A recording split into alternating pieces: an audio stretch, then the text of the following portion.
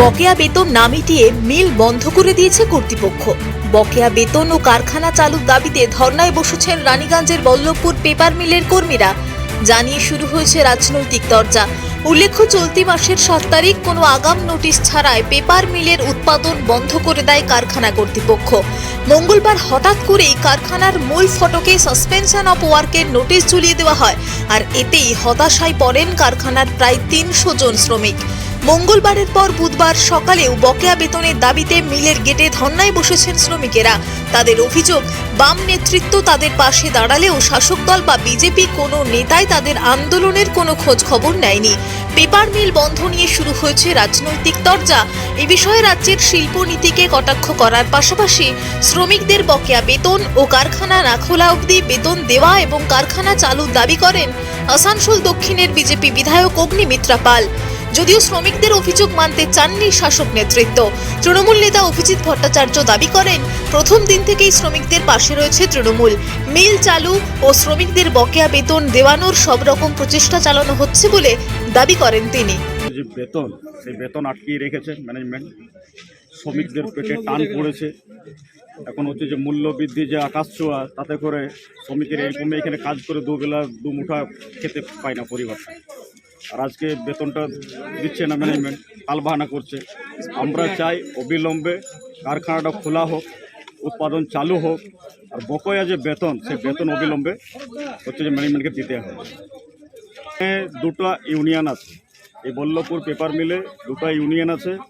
একটা ইউনিয়ন সেটা হচ্ছে CITU, ওর ভূমিকা রয়েছে, কিন্তু আরেকটা যে ইউনিয়ন আছে শাসক দলের ইউনিয়ন, ওর কোনো ভূমিকা এখানে নেই, আমরা দেখতে পাচ্ছি না শ্রমিক হিসাবে। কিন্তু CITUর যে নেতৃত্ব হেমন্ত প্রভাকর, ও কিন্তু সকাল থেকে সন্ধ্যা অবধি শ্রমিকদের পাশে আছে, ছিল আর থাকবেও আমার মনে হয়। এখানে পেপার মিলের কর্মীরা প্রায় 2 মাসের ওপর তারা বেতন পায়নি, এবং গতকাল বল্লভপুর পেপার মিলের management suspension of all work notice টাঙালো। এটাই তো হওয়ার কথা ছিল পশ্চিমবঙ্গে, কারণ আমাদের মুখ্যমন্ত্রী বলেছেন না ডবল ডবল চাকরি হবে। এ তো ডবল ডবল চাকরি। আজকে বামফ্রন্টের 34 বছর ইন্ডাস্ট্রি সমস্ত কালচারকে নষ্ট করে দিয়েছে, ফ্যাক্টরি আর কাজ করার যে কালচার বন্ধ করে দিয়েছে। তারপর পরই বামফ্রন্টের সুযোগ্যা স্টুডেন্ট ছাত্রী মমতা বন্দ্যোপাধ্যায় সিঙ্গুর থেকে টাটাকে ভাগিয়ে দিয়ে আজকে ডবল ডবল চাকরি পাচ্ছে আমাদের কর্মীরা। 2 মাস ধরে 2 মাসের ওপর বেতন নেই, আর এমনি বলে দিতে পারলেন যে ফ্যাক্টরি সাসপেনশন অফ অর্ডার, এরকম তো বলতে পারেন না। তাই আমাদের দাবি, ভারতীয় জনতা পার্টির পক্ষ থেকে যতদিন না কাজ শুরু হচ্ছে আগের 2 মাসের বেতন, এবং যতদিন না তারা আবার করে কাজ স্টার্ট করছে, বেতন দিতে হবে।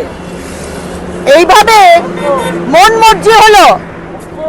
শুনছিলাম র মেটেরিয়াল নেই, র মেটেরিয়াল কেনার ক্ষমতা নেই, নাকি কিনতে চাইছেন না। যে কারণেই হোক, দরকার হলে আমরা বসতে রাজি আছি, কিন্তু কর্মীদের 2 মাসের বেতন এবং যতদিন না ফ্যাক্টরি শুরু হচ্ছে তার বেতন দিতে হবে। দেখুন, যারাই বলছে ভুল বলছে। শুরু থেকে শাসক দল সবসময় কর্মীদের পেছনেই আছে। হ্যাঁ, আর আমরাও মানে চেষ্টা করছি যাতে মিলের সুরা হয় আর শ্রমিকদের যাতে ভালো হয়। আমরা ইতিমধ্যে মাননীয় মন্ত্রী মলয় ঘটকের কাছে গেছিলাম। মলয়দা বললো ডিএলসিকে একটা চিঠি করতে। আমরা তার পরিপ্রেক্ষিতে চিঠি করেছি। ডিএলসি কাল আমাদের বৈঠকে বসবে, আমাদেরকে নিয়ে পড়ে মিলের যাতে সুরা হয় তার ব্যবস্থা আমরা করছি। আর আমরা সবসময় শ্রমিকদের পাশেই আছি। এখানে বল্লভপুরের দেবনারায়ণ দাস ব্লক প্রেসিডেন্ট, তিনিও অনেক চেষ্টা করছে যাতে মিলটা তাড়াতাড়ি খোলা হয়। আর পেছনের যে বেতন আছে, বেতনটা দেওয়ার আমরা চেষ্টা করাচ্ছি, যে যাতে বেতনটা দিয়ে মিলটা খোলানো হয়। রানীগঞ্জ থেকে সত্যেন মুখার্জির রিপোর্ট, টিভি নিউজ 10। সুলভের সঠিক চিকিৎসার একমাত্র প্রতিষ্ঠান বিবেকানন্দ হসপিটাল। 24 ঘন্টা emergency service, blood bank, trauma care. আপনাদের সেবায় আমরা তৎপর। গুণমান ও পরিষেবায় দুর্গাপুর বিধাননগরের ডক্টর জাকির হোসেন এভিনিউর বিবেকানন্দ হসপিটাল শিল্পাঞ্চলের মানুষের মন জয় করেছে।